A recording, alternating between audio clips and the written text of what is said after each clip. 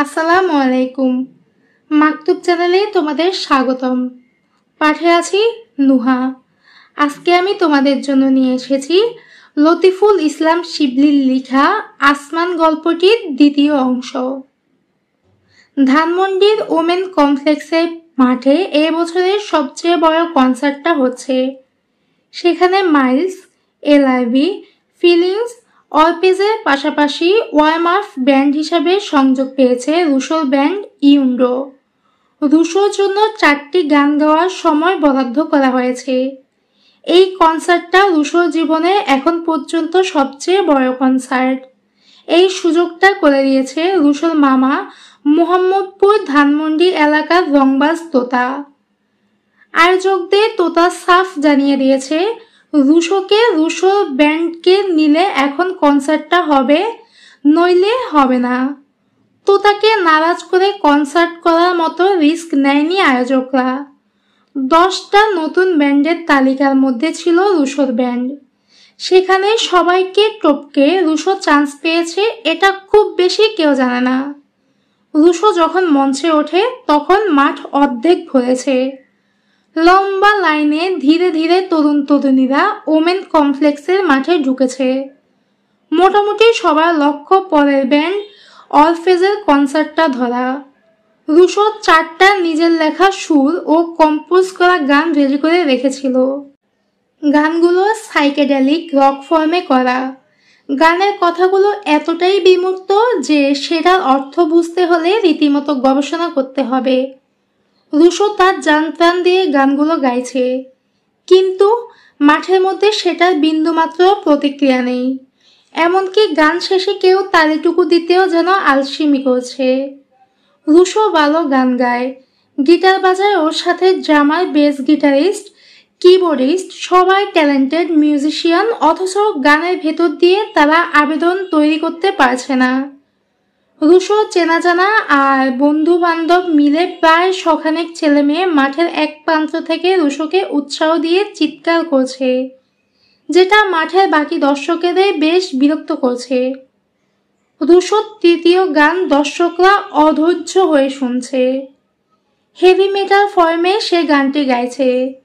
গানের কোথাও রক্তক্ষরণ শব্দটা আছে বলে আর সেই শব্দের সময় তাল মাত্রাজনিত একটা ব্রেক আছে বলে বোঝা যায় রুশো একটা বাংলা গান গাইছে। Rusho hardcore jogger. সে ওয়েস্টার্ন মিউজিকে হুবাহু ফিলস্পিটা ধারণ করতে পারে এবং সেই মিউজিকের ফর্ম ভেঙে লোকাল ফর্ম তৈরি করতে নারাজ। গভীর নেশায় আচ্ছন্ন অবস্থায় রুশো গানগুলো লেখে। নেশা অবস্থায় সেগুলো শুনলে একটা ভাব আসে, কিন্তু নেশাহীন স্বাভাবিক অবস্থায় গানগুলো এতটাই দুর্বোধ্য যে অনেক সময় রুশো নিজেও কোনো লাইনের অর্থ দাঁড় করাতে পারে না। তখন রুশো আত্মপক্ষ সমর্থন করে বলে, এসব গান শুনতে হলে তোকে ঘোরের ভেতর ঢুকতে হবে। ঘোর ছায়া ঘোরা যায় না রে পাগলা। ওমর বোঝে এসব ভুমভাম কথা বলে রুশো সত্য লুকায়। রুশোর ভাষায় তার গান স্পিরিচুয়াল, ভাবাদীদের গান। ভাব আনতে নেশা লাগে। লালনের মাজার চেউদিয়াতে দেখিসনি লালন সাধকেরা কেমন সিদ্ধি খেয়ে সিদ্ধ করে? ওমর প্রতিবাদ করে বলছিল, লালন কি বলে গেছেন যে গাঁজা খেয়ে তার গান শুনতে হবে বা চর্চা করতে হবে? হ্যাঁ, জিম মরিসনও তো বলেননি যে মারিজুয়ানা বা এলএসডি খেয়ে তার গান শুনতে হবে। কিন্তু তোর কি মনে হয় জিম কখনো নেশা না করে মঞ্চে কোনো গান গেয়েছেন?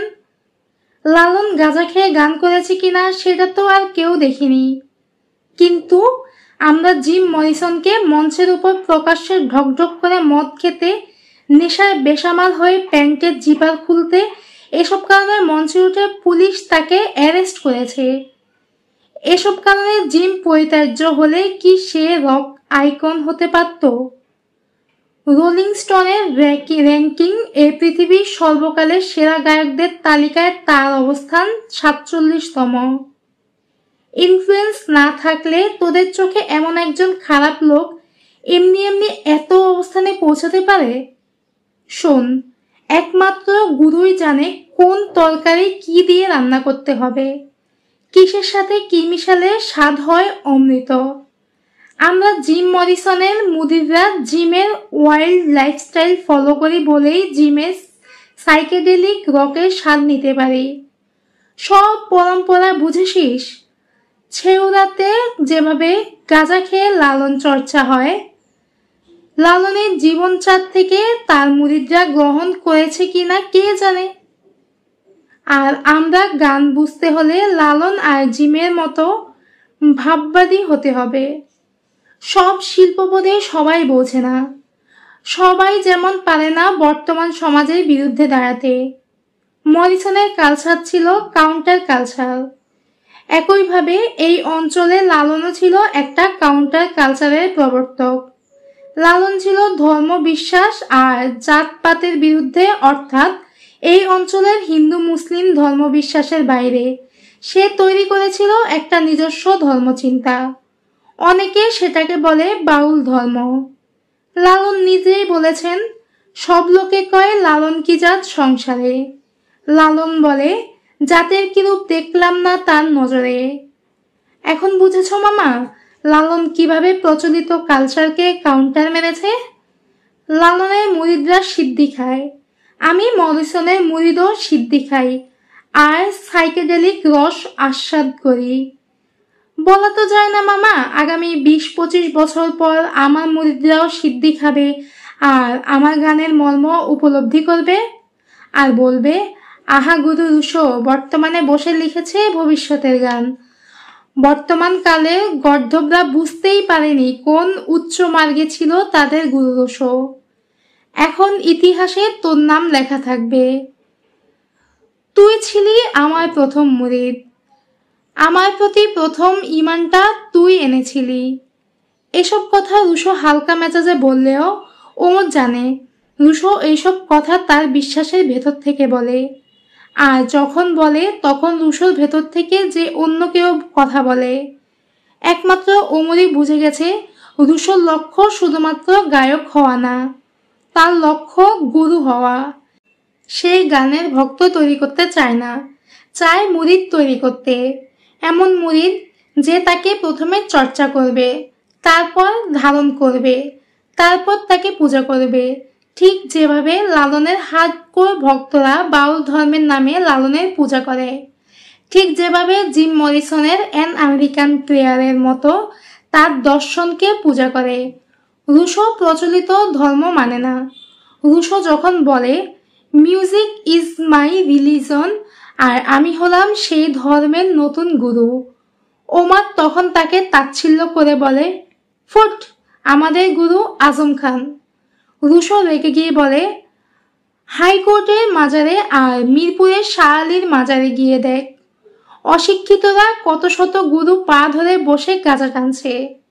ওদের মতো তোরাও জানিস না গুরু কাকে বলে আর গুরু হওয়ার যোগ্যতা কি। শোন, গুরু হতে হলে নিজস্ব দর্শন থাকতে হয়, সেই দর্শনের চর্চা থাকতে হয়, সেটা গানে গানে সুরে সুরে অথবা উপাসনার আকারে উদযাপিত হয়। একজন কথা লিখে দেবে, অন্যজন সুর করে দেবে, আর গায়ক লম্বা লম্বা চুল রেখে গাঁজা খেয়ে টলতে টলতে মঞ্চে সেই গান ডেলিভারি করে কয়েক হাজার ভক্তকে মাতিয়ে দিলে গুরু হওয়া যায় না। গুরু হচ্ছে সে যে নিজের কথা নিজের সুরে নিজের দর্শন মতামত প্রচার করে। সময়ের সাথে সাথে সেই দর্শকের ভক্তদের চর্চার ভেতর দিয়ে টিকে থাকতে হয়। এমন গুরু এই অঞ্চলে শুধু একজনই আছে, আর সেটা লালন ফকির। আর পশ্চিমে আছে জিম মরিসন। কুষ্টিয়ার ছেউরিয়াতে গুরু লালনের সমাধিতে যা ঘটে, একই ঘটনা ঘটে প্যারিসের প্যালেসের সিমিট্রিতে মরিসনের সমাধিতে। আজম খানের সব মিলিয়ে শখানেক গান আছে। সেই সব গানের মধ্যে খুব বেশি হলে 10-15টা গান তার নিজের লেখা। সেই কয়েকটা গানের ভেতর সে কোনো নির্দিষ্ট মতবাদ স্টাবলিশ করতে পারেনি। আজম খানকে আমি বড়জোর বাংলা রকের পায়োনিয়ার বলতে পারি, গুরু না। শোন, এই দেশের লালনের পর গুরুর আসনটা এখনো শূন্য আছে বলেই চোখ টিপ দিল রুশো। নেগেটিভ হলেও রুশোর ভেতর একটা সম্মোহন ক্ষমতা আছে। ওমর সেই ক্ষমতা টের পেয়েছে, সেটা এখন পর্যন্ত আর কেউ টের পায়নি। প্রচন্ড খারাপ মেজাজ নিয়ে রুশো গাঁজা বলা সিগারেট টানছে। মঞ্চে এখন গান গাইছে ব্যান্ড ফিলিংস। তার গান গাইছে মান্নান মিনচার তিতাস মলম। পুরো মাঠ ফিলিংসের সাথে সমস্বরে গাইছে। রুশোকে কেন্দ্র করে ঘেরাও করে ওর বন্ধুরা নাচছে আর গলা মেলাচ্ছে। সবার নজর মঞ্চের দিকে। ওমেন কমপ্লেক্সের মাঠের শেষ প্রান্তের একদিকে বাতাস গাঁজার গন্ধে ভারী হয়ে আসছে। সুস্থ কেউ ওখানে এসে দাঁড়ালেই তার নেশা ধরে যাবে।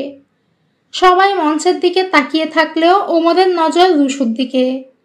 ফিলিংসের গানের সাথে উদ্দাম অডিয়েন্সের সাথে ক্রোধ নিয়ে তাকিয়ে আছে রুশো। রুশোর শোটা আক্ষরিক অর্থে ফ্লপ হয়েছে।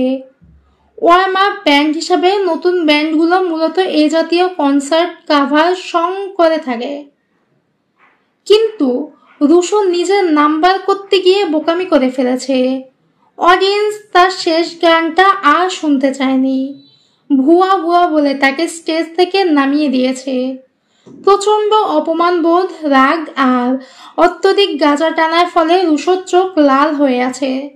রুশোকে দেখে ওমরের মায়া লাগছে, কিন্তু অদ্ভুত, রুশো বন্ধু, ভক্ত আর স্থাবক দ্বারা ঘেরাও হয়ে আছে, অথচ কি ভীষণ একা।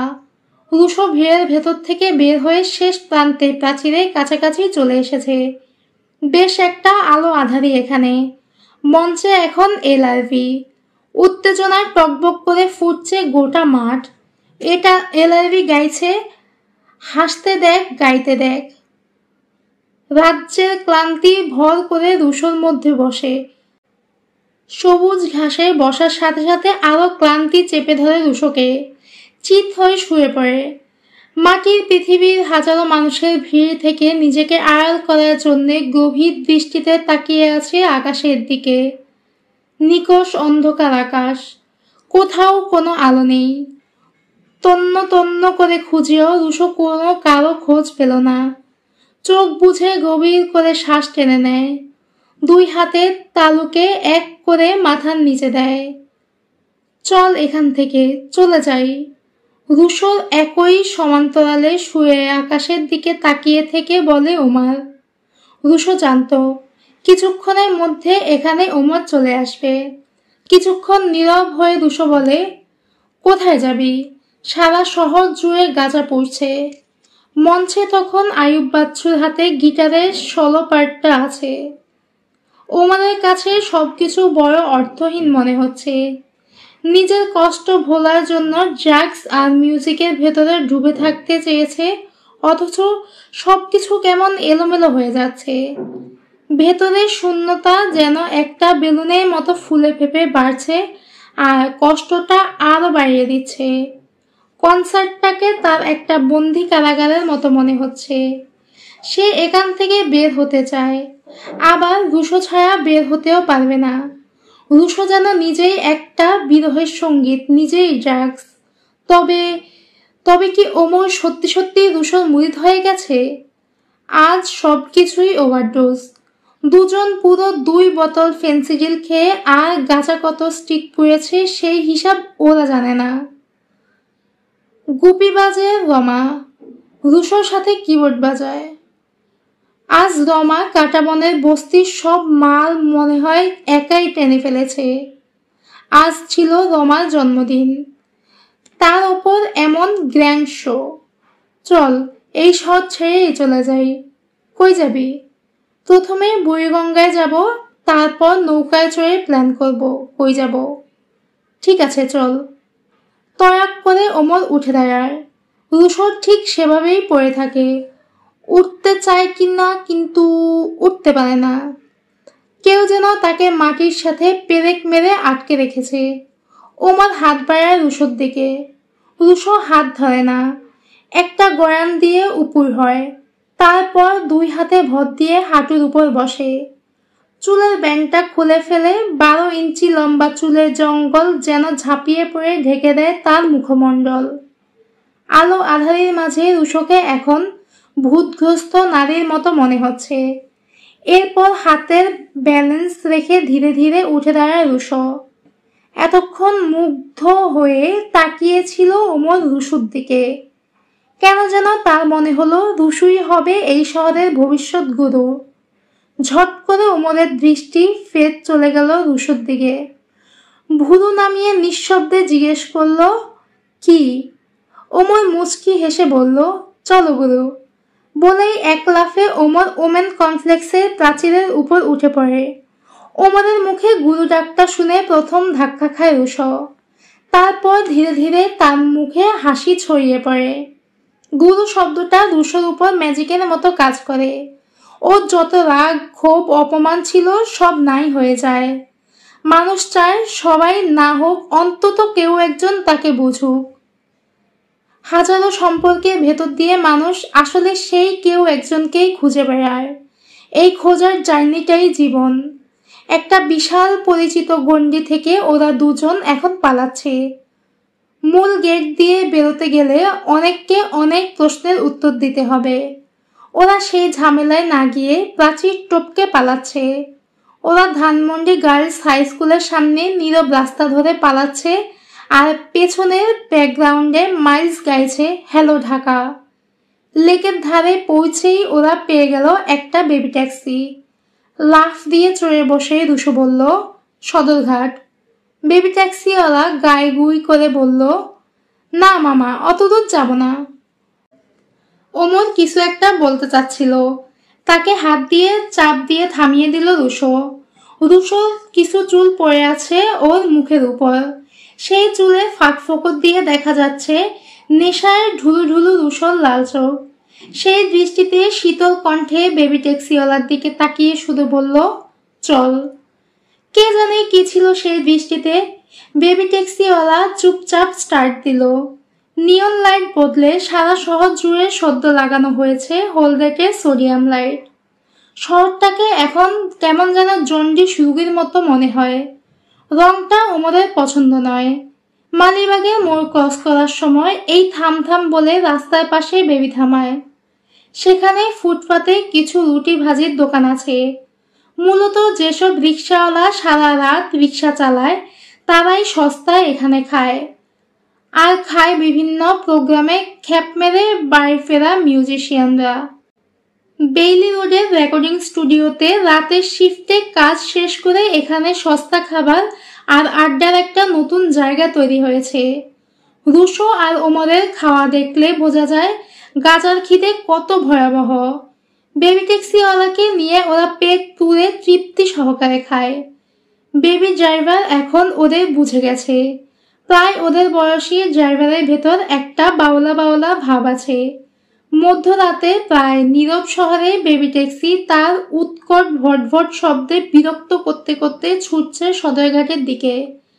চাঁদপুর আর বরিশালগামী শেষ লঞ্চগুলো চলে গেছে অনেক আগে। একটা অস্বস্তিকর নীরবতা নেমে এসেছে সদরঘাট লঞ্চ টার্মিনালে। ওয়াইজঘাট জিনজিরা যাওয়ার কয়েকটি খেয়া নৌকা ছাড়া নদীটাও প্রায় শুনশান। অনেক দর কষাকষির পর 70 টাকা ঘন্টায় রাজি হয়ে একটা খেয়া নৌকার মাঝি। মাঝি মূলত জেলে, মাঝে মাঝে খেয়াঘাটে ট্রিপ মারে। রুশো আর ওমরকে নিয়ে মাঝি বাবুবাজার বানামতলির দিকে বৈঠা মারা শুরু করলো। যত তাড়াতাড়ি সম্ভব আমাদের অন্ধকারের দিকে নিয়ে চলো। রুশোর এই কথায় মাঝি কেমন থতমত খেয়ে যায়। তবু সাহস করে মাঝি জানতে চায়, কেন মামা, অন্ধকারে যাইতে চান কেন? মতলব কি? রুশোকে থামিয়ে দিয়ে ওমর বলল, তুমি মিনছা মানুষ, দেখে বুঝবা না। হ্যাঁ হলো গায়ক, আমাদের গুরু। গুরু আজ গ্রহ নক্ষত্র তারকা দেখবেন। শহরের আলোর ভেতর কি তারা ভরা আকাশ দেখা যায়? তুমি ভয় পাইও না, আমাদেরকে ঘুটঘুটা অন্ধকারের ভেতরে নিয়ে চলো। তারপর নদীর মাঝ বরাবর নিয়ে চুপচাপ বইসা থাকবা। খেয়া পারাপারের বেশ বড়সড় নৌকাটা, পাটাতনের ওপর একটা শীতল পাটির বিছানা। দুই বন্ধু টান টান শুয়ে পড়ে, মাথার নিচে হাত দিয়ে আকাশের দিকে তাকিয়ে থাকে। মাঝি একটা বিড়ি ধরিয়ে বেশ জোরে জোরে বৈঠা মেরে নৌকাটাকে মাঝ নদী বরাবর নিয়ে যায়। মাঝির গন্তব্য গভীর অন্ধকারের দিকে। নৌকা যতই এগোতে থাকে টার্মিনালের শব্দগুলো ধীরে ধীরে ক্ষীণ হতে থাকে। ঘণ্টাখানেক চলার পর ঢাকা শহরটাকে দূরের আলোর মতো মনে হয়। আরো ঘণ্টাখানেক চলার পর শহরটাকে আর দেখা যায় না। নদীর দুই পায়ে নীরব নিস্তব্ধ গ্রাম, হাটবাজার আর ফসলের মাঠ। সম্ভবত এটা ঘোর আমাবস্যা। মাঝি তাদের ঠিক জায়গা মতোই নিয়ে এসেছে। তাকে কিছু বলা লাগেনি। মাঝ নদীতে নৌকাটাকে সে স্থির করে রেখেছে। শান্ত বুড়িগঙ্গা। নৌকাটা অদ্ভুত ছন্দে মৃদু মৃদু দুলছে। জমিনের গভীর অন্ধকার উন্মুক্ত করে দিয়েছে অনন্ত অসীম গ্রহ নক্ষত্রের ভাণ্ডার। যেন পার্থিব অন্ধকার খুলে দিয়েছে শত শত শতাব্দীর অতলে লুকিয়ে থাকা এমন অপার্থিব গুপ্তধন। অন্ধকারের এমন সৌন্দর্য ওরা আগে কখনো দেখেনি। মহাশূন্যের এমন ভয়াবহ সৌন্দর্য দেখে বিস্ময়ে ওদের নেশা কেটে যায়। অপার বিহলতায় বাকরুদ্ধ। নৌকার গায়ে লেগে পানির ছলাৎ ছলাৎ শব্দটুকু যেন আরো গভীর করে তুলছে অন্ধকার কবরের নিস্তব্ধতা। একটা দীর্ঘ নীরবতার পর অস্ফুটে ওমর উচ্চারণ করে, ওহ মাই গড, ইটস অ্যামেজিং। তারপর সবার সব চুপচাপ। এই নীরবতা ভাঙার জন্য রুশো বলল, বল দেখি, পৃথিবীতে যত মানুষ আছে প্রতিটি মানুষের মধ্যে যদি মহাকাশে প্রতিটি গ্রহ নক্ষত্র ভাগ করে দেওয়া যায় তাহলে একজন মানুষের ভাগে কয়টা করে তারা পড়বে? রুশো জানে আউটার স্পেস নিয়ে ওমরের ভালো পড়াশোনা আছে। ওমর নিজেও মহাবিশ্বের বিশালতা নিয়ে ভাবছিল। মহাবিশ্বের এই বিশালতার মাঝে কত ক্ষুদ্র এই মানব জীবন। ওমর ভাবছে, ক্ষুদ্র এই মানুষের সামনে কেন মেলে ধরা হয়েছে এই বিশালতা। মানুষ যত বেশি বিশালতার জ্ঞান লাভ করছে ততই নিজের ক্ষুদ্রতা টের পাচ্ছে। সসীম মানুষের ব্রেন ধারণ করে অসীমের জ্ঞান। সেই জ্ঞান লাভ করার পর লোভী মানুষ অসীমকে ছুঁতে চায়, চায় অমরত্ব। ওমরের বুক চিরে বের হয়ে আসে দীর্ঘশ্বাস। পাশ থেকে রুশো সেটা শুনতে পায়। ওমরের পায়ের নিচে পা দিয়ে হালকা ধাক্কা দিয়ে আবার জানতে চায়, বল না, আমার ভাগে কয়টা তারা পড়বে? তোর ভাগে যে কয়টা পড়বে সেই কয়টার হিসাব বুঝে নিতে তোর এই ছোট্ট জীবন যথেষ্ট নয়। কিছুক্ষণ নীরব থেকে ওমর বলে, পৃথিবীর সমস্ত সমুদ্র সৈকত আর সমস্ত মরুভূমিতে যত বালিকা কণা আছে মহাকাশে তারার সংখ্যা তার চেয়েও অনেক বেশি। মানুষকে যিনি সৃষ্টি করেছেন সম্ভবত তিনি মানুষকে সারপ্রাইজড করতে পছন্দ করেন। বিজ্ঞান যত উন্নত হচ্ছে মানুষ ততই সারপ্রাইজড হচ্ছে। এই যে আমরা পানির ওপরে ভাসছি, এই পানির বিশালতা জানতে মানুষকে কত হাজার বছর অপেক্ষা করতে হলো। সাধারণ জলপাইয়ের 10 ফোঁটা পানিতে যে পরিমাণ অণুপরমাণু আছে সেটার সংখ্যা মহাবিশ্বের মোট তারকার সংখ্যার চেয়েও অনেক কম। এবার বোঝ তোর চোখের 1 ফোঁটা পানি কত ওজন আর গুরুত্ব বহন করে। হালকা মুড়ে রুশো বলল, এজন্যই তো আমি কাঁদি না। গভীর স্বরে ওমর বলে, আমি চাইলেও কাঁদতে পারি না। পরিবেশটাকে হালকা করার জন্য মজা করে রুশো বলে, কেঁদে কেঁদে এত মূল্যবান মহাজাগতিক পানির অপচয় করার কি দরকার? এ কথা শুনে খুক খুক করে ওমর হেসে উঠল। বাহ, তুই চোখের পানির দারুণ একটা নাম দিলি রে, মহাজাগতিক পানি। বাস্তবকে যিনি ভাববাদে প্রকাশ করে তিনিই তো গুরু। তোর মধ্যে গুরু হওয়ার লক্ষণ দেখা যাচ্ছে। আকাশের দিক থেকে মুখ ফিরিয়ে চট করে ওমরের দিকে ফিরল রুশো। সিরিয়াস হয়ে জিজ্ঞেস করে, এই তুই কি আমার লগে মজা লস? তুই দেখি আজ আমাকে গুরু গুরু করছিস, ঘটনা কি? কেন, তুই কি আমাকে তোর মুরিদ করিস নি? Omar, I am serious. I am serious too. যা বেটা, তুই মুরিদ হই কেন? তুই তো আমার বন্ধু। বলে আবার আকাশের দিকে তাকায় রুশো। ঠিক তখনই মায়ের কথা মনে পড়ল ওমরের। মা তাকে ইসহাক হুজুরকে বন্ধু বানাতে বলেছেন। আমি তাকে কোনোদিনই স্পর্শ করিনি। প্রথম পরিচয়ের দিন সে নিজে আমাকে আমার দিকে হ্যান্ডশেক করার জন্য হাত বাড়িয়ে দিয়েছিল। আমি সে হাত স্পর্শ করিনি। তার মানে এই নয় যে আমার ইচ্ছে করেনি বা আমি ভীরু ছিলাম। ওটা ছিল আমার রেসপেক্ট। ভালোবেসে সবাই বলে লাভ ইউ, কিন্তু আমি তাকে সেটা বলিনি। আমি তার লাভ ইউ বলার উত্তরে চিঠিতে লিখেছিলাম আই রেসপেক্ট ইউ।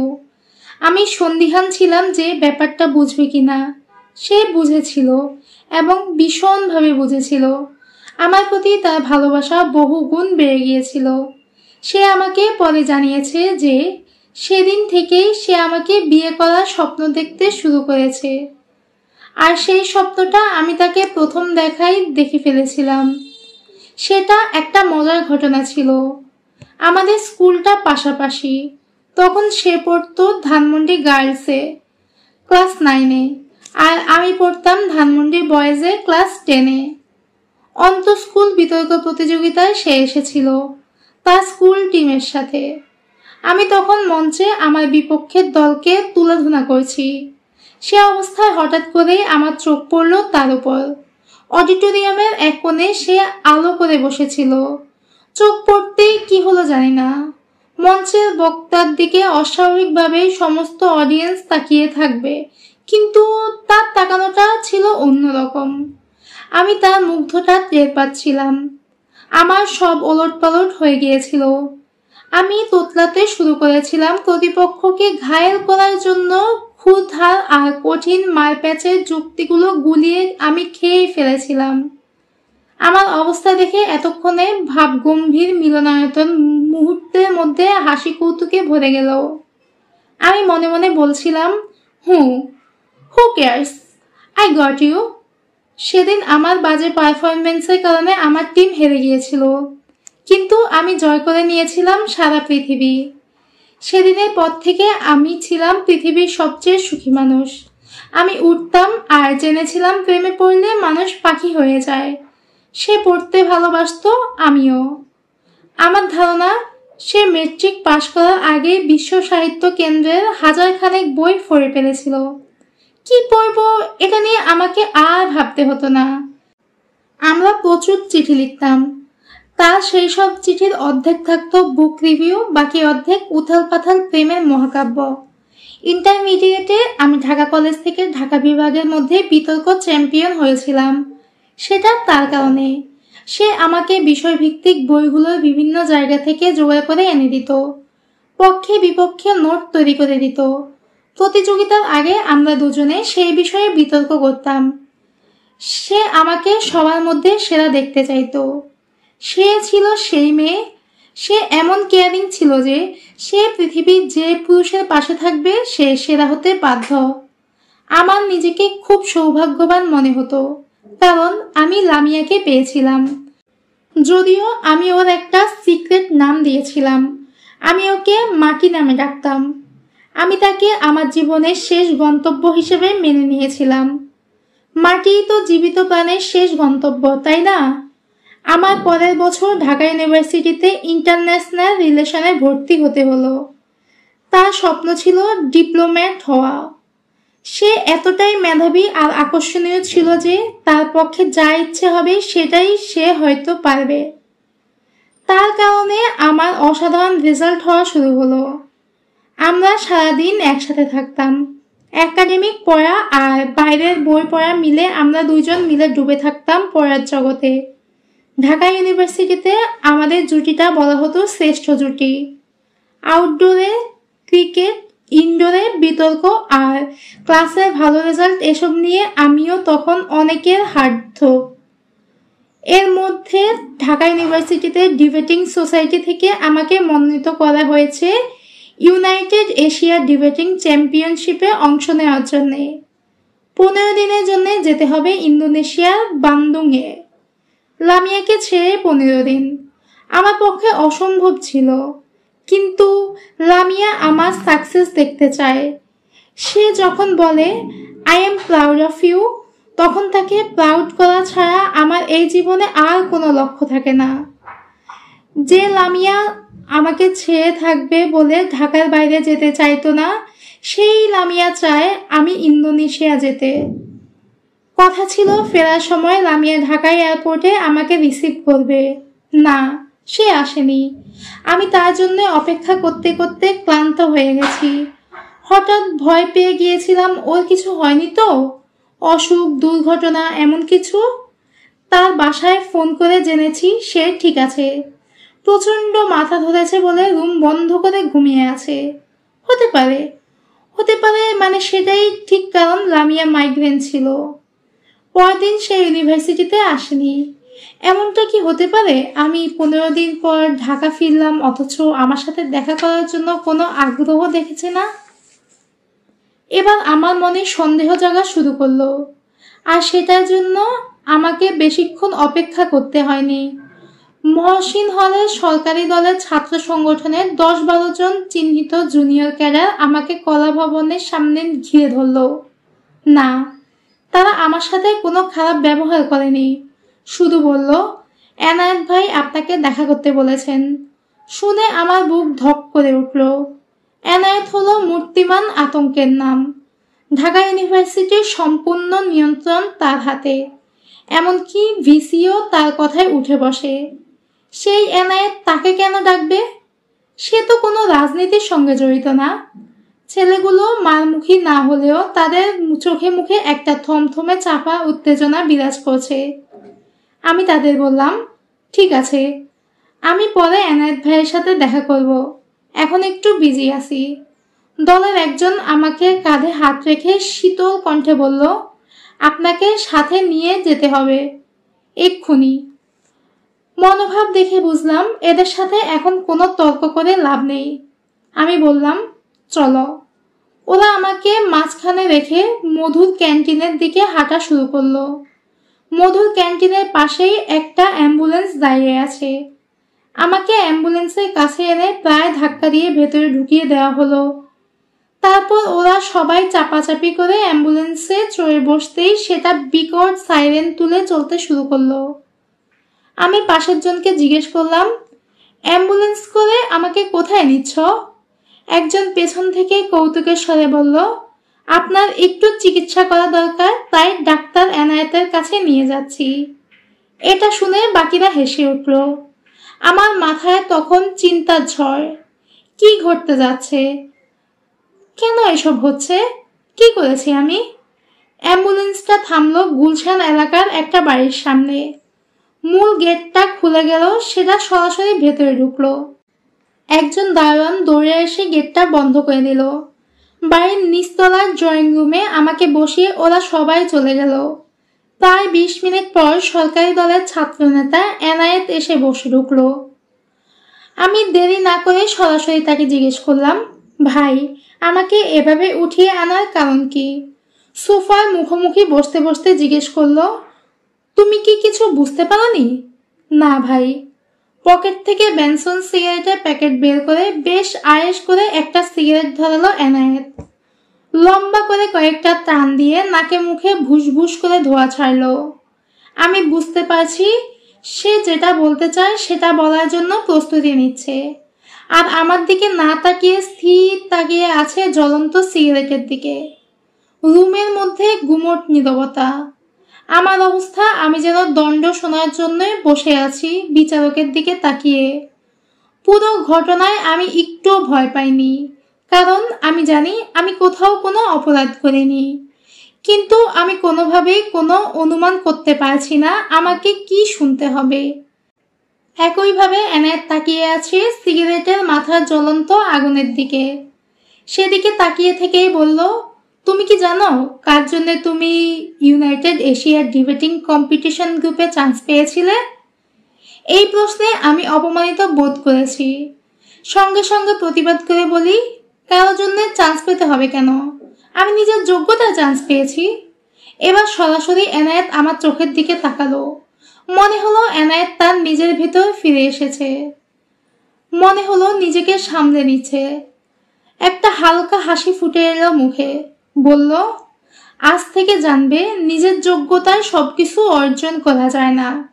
আমি মাথা ঠান্ডা রেখে বললাম, আপনি আসলে কি বলতে চাচ্ছেন এনায়েত ভাই? এই ঢাকা ইউনিভার্সিটি আসলে একটা রাজনৈতিক প্রতিষ্ঠান। এখানে ছাত্র, শিক্ষক, কর্মচারী সবাই রাজনীতির সাথে জড়িত। এটা নিশ্চয়ই তোমাকে বুঝিয়ে বলতে হবে না। এখানে প্রতিটি সিলেকশন হয় রাজনৈতিক বিবেচনায়।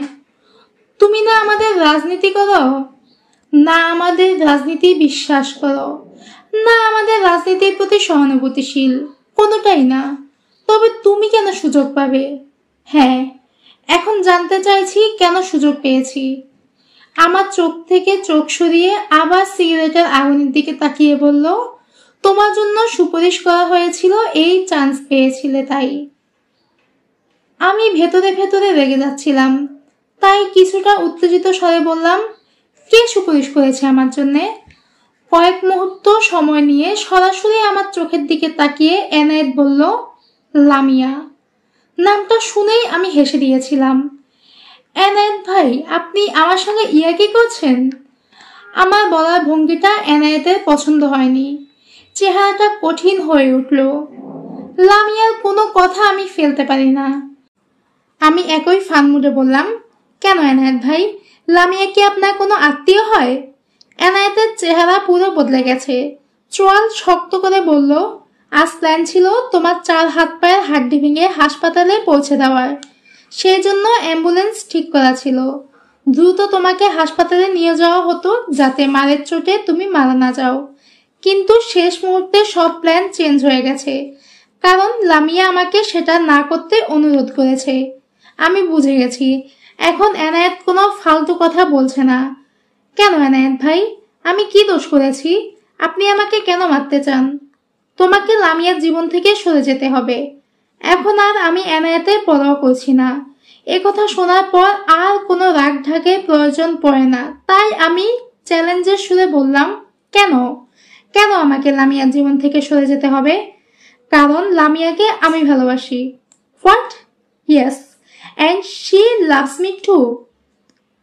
আমরা পরস্পরের চোখের দিকে তাকিয়ে আছি। এনায়েতের প্রথম কথাটা সত্য, লামিয়াকে অনেক পুরুষ পছন্দ করে। ওর মতো এমন সুন্দরী আর মেধাবী নারীর ক্ষেত্রে এটাই স্বাভাবিক। এসব আমি দেখে অভ্যস্ত। কিন্তু এনায়েতের দ্বিতীয় কথাটা মিথ্যা। এটা কোনোভাবেই হতে পারে না।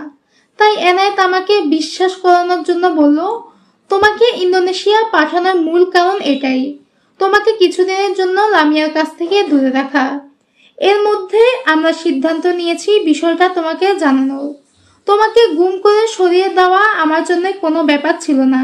কিন্তু যেহেতু লামিয়া নিজে থেকেই তোমার সাথে আর থাকতে চাচ্ছে না, আমার সাথে থাকতে চায়, তাই স্বাভাবিকভাবে সরে আসার জন্য তোমাকে একটা সুযোগ দিতে চাই। ঠিক এখন থেকে আমি যেন তোমাকে আর লামিয়ার ত্রিসীমানায় না দেখি। এরপরও তুমি বাড়াবাড়ি করলে কি অবস্থা হবে বুঝতেই পারছো। আমাকে লাজবাব করে দিয়ে এনায়েত আরেকটা সিগারেট ধরালো। মুখের কাঠিন্য আর নেই। তার সিগারেট খাওয়ার একটা বৈশিষ্ট্য ধরে ফেলেছি আমি।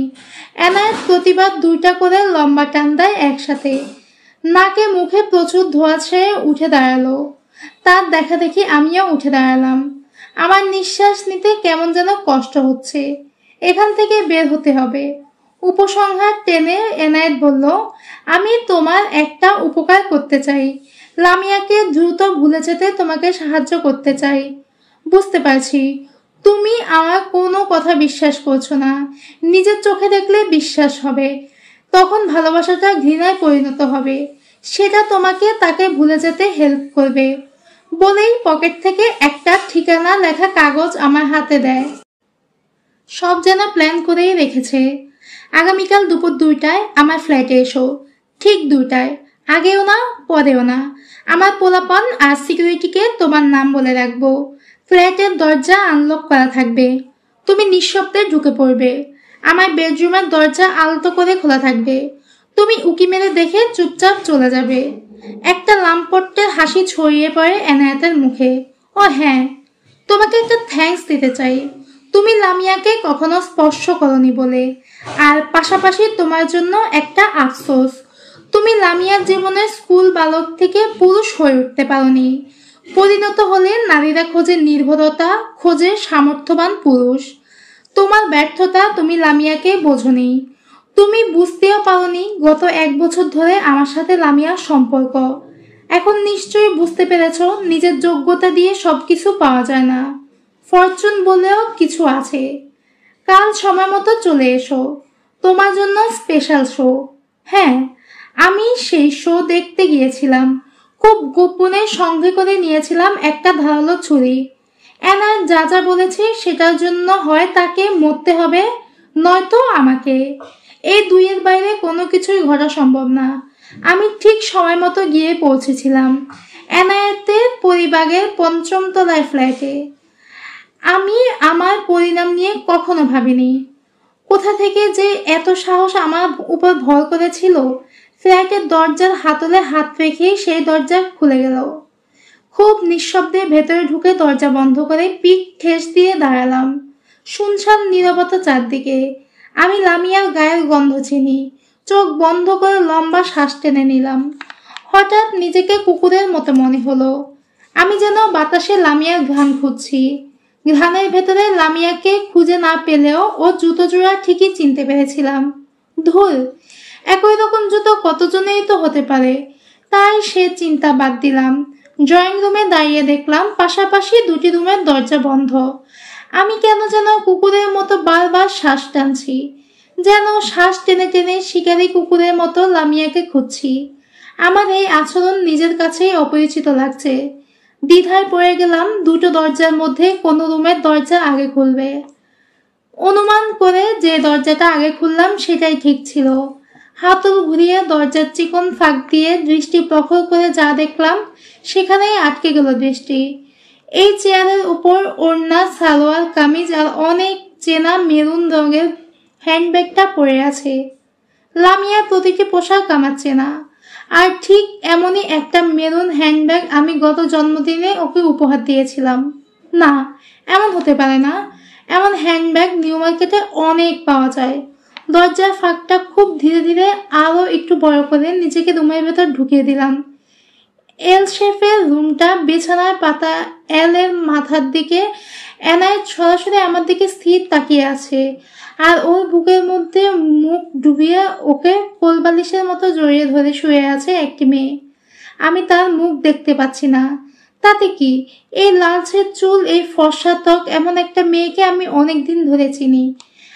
আমি তার চেনা স্বরের আদর করে ডাক দিলাম, লামিয়া। খুব ধীরস্থিরভাবে লামিয়া আমার দিকে ঘুরে তাকালো। এতক্ষণ পর্যন্ত গল্পটি শোনার জন্য তোমাদের অসংখ্য ধন্যবাদ। গল্পটির বাকি অংশ শুনতে অবশ্যই মাকতুব চ্যানেলের সাথে থাকবে।